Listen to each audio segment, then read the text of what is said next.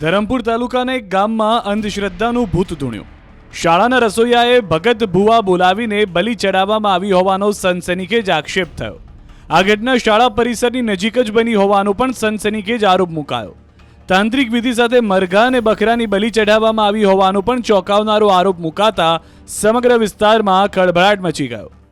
વલસાડ જિલ્લાના નગરધરી ગામના સાદડપાડા ફળિયામાં તાંત્રિક વિધિ થઈ હોવાનો આક્ષેપ છે.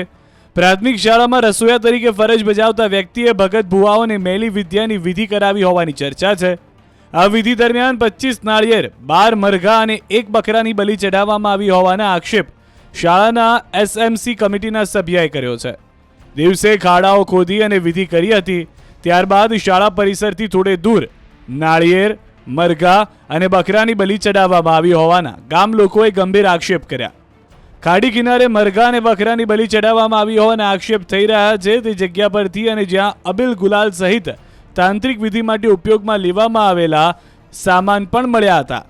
મામલો ગરમાતા શિક્ષણ વિભાગ અને પોલીસ દ્વારા પણ તપાસ હાથ ધરવામાં આવી અને જે રસોઈયા પર આક્ષેપ થયા છે તે રસોઈયા અને આક્ષેપ કરનાર બંને પક્ષોને ધરમપુર પોલીસ સ્ટેશન લાવી અને તેમના જવાબ લેવાના પ્રયાસ હાથ ધરાયા હતા.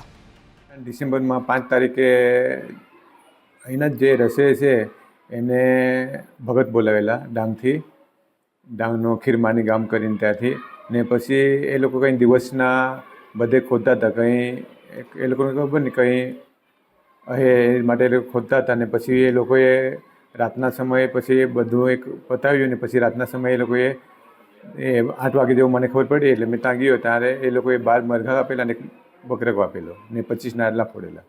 એમાં એ લોકોએ દિવસના સ્કૂલ ચાલુ હતી ને તે દિવસે છોકરા લોકો બી જોયું ને અહીંયા રસોડા પાસે જ પગથિયા પાસે જ એ લોકોએ ખોદેલું હતું ને માનસિક રીતે તો એવું જોયું છે કે આવું વિધિ કરે તો લોકો છોકરા લોકોને ભય રહે.